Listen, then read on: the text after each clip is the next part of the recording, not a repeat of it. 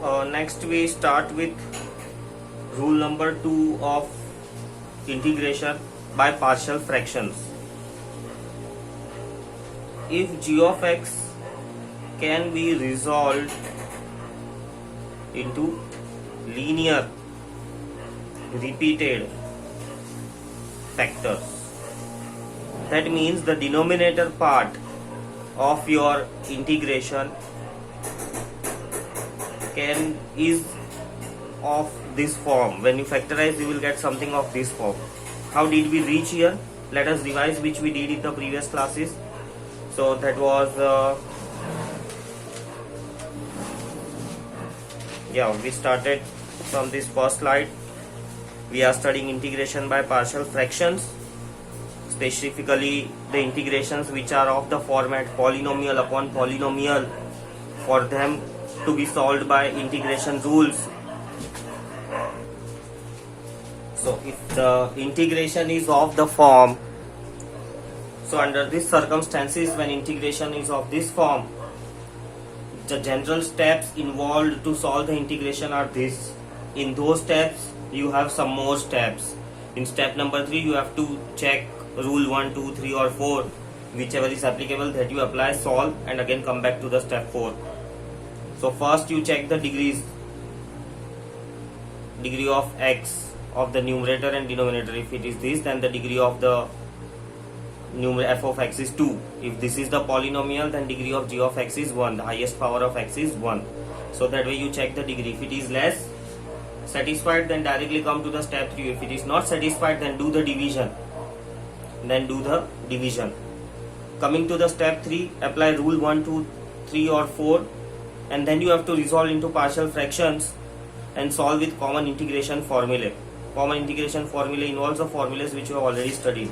So let's try to apply the steps. We'll see rule number 1 first. So rule number 1 first, denominator can be resolved into linear. Power is 1, so linear, non-repeated. There is no square or cube anywhere, so non-repeated. Step 1, write in this form, taking LCM, finding out the values of a, b and c by putting value of x as required. Then we get the values of a, b, c, and finally integration is of this form. So let's see one sum based on that. This was the question we did.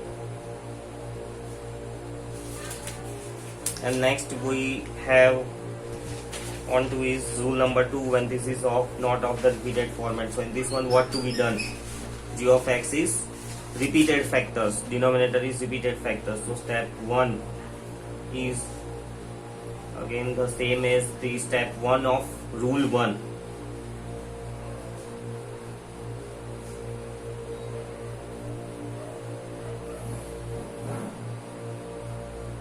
See, square, so 2 times we had to write, that is the difference. This here is the difference. Next is the LCM step.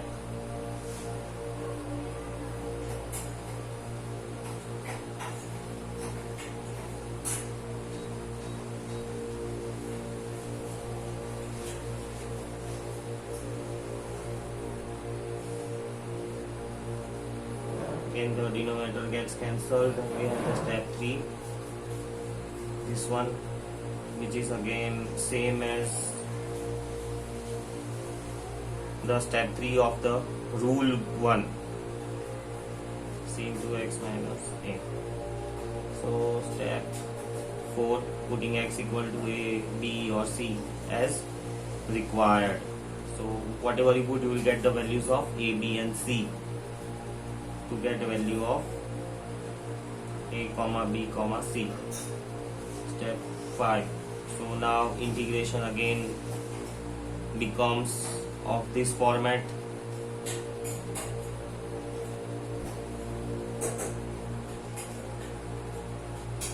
This way. So this integration you can now simplify using the formula. I think this formula will be application. Integration of 1 by x dx is log of x. So this formula you will apply here. Let's see the sum based on this rule number 2. Let us try this question. Integration of 3x plus 5 upon x cube minus x square minus x plus 1 dx. So again here the step 1, as usual we have to factorize the denominator.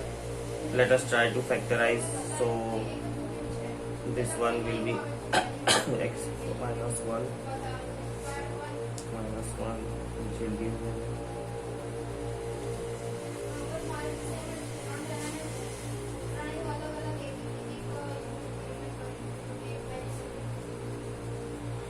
right. So now integration can be written as 3x plus 5 upon x minus 1 whole square x plus 1 dx.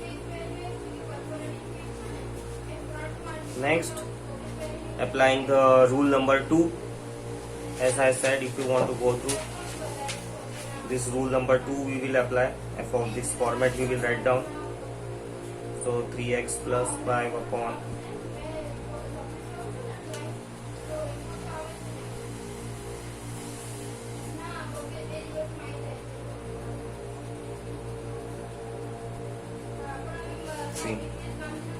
like same as this format. You can write down first or back. The values of ABC may change based on that. Let's proceed further.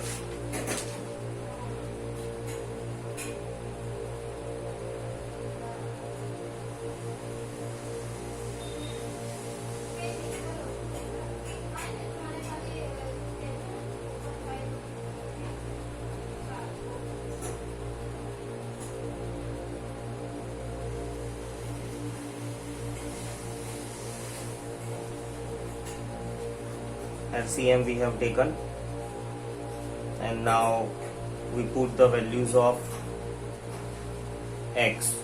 That depends whatever you want to select. Let's say I select first 1. So when I put the value of x equal to 1, it will become 8 equal to, this is 0, this is also 0, so b, 2b, which gives me b equal to 4. This b equal to 4 will help me to find out a and c again. Let's see. Now b, since we have got, we can put now x equal to minus 1. So it will be minus 3 plus 5 plus 2 equal to minus 1. Here it will become 0. Here also it will become 0. This will be minus 2. Minus 2 square will be 4c. So this will be 4c. So c will be equal to 1 by 2. Great. Now let's put x equal to 0. So x equal to 0 will make 5. Here it will make minus a. Here it will make plus b. And here it will make plus c. Let us put the values of b and c. So 5 minus 4 and value of c will be minus 1 by 2 equal to minus a. So 5 minus 4 is 1. 1 minus 1 by 2 is minus 1 by 2 equal to minus a. We got value of a is 1 by 2. Let us write down this integration.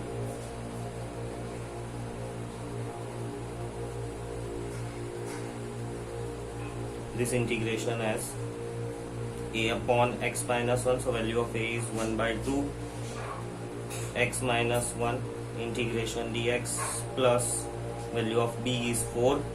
So 4 upon x minus 1 whole square plus c, the value of c is 1 by 2 plus 1 integration d of x. Let's see how do we solve it. So this will be, answer will be 1 by 2 log of x minus 1 plus this one, the third term we write down first. Okay, chalo, let's do the second term. This will be 4 minus 1 upon x minus 1.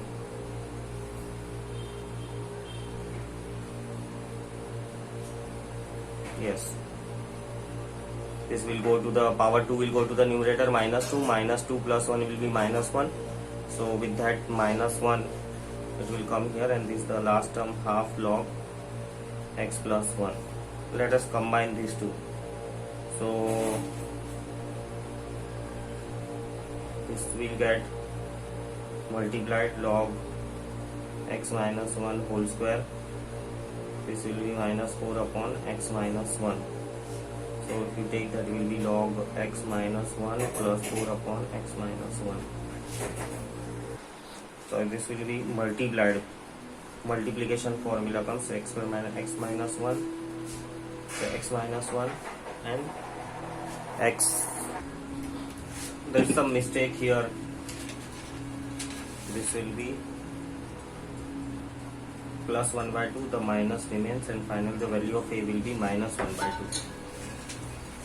The value of the a is minus 1 by 2, so this will be minus 1 by 2. So this will be the minus term, plus 4 and minus. So here this minus sign is there. Now we'll solve again here. This will be half log x plus 1 minus half log x minus 1 minus 4 upon x minus 1.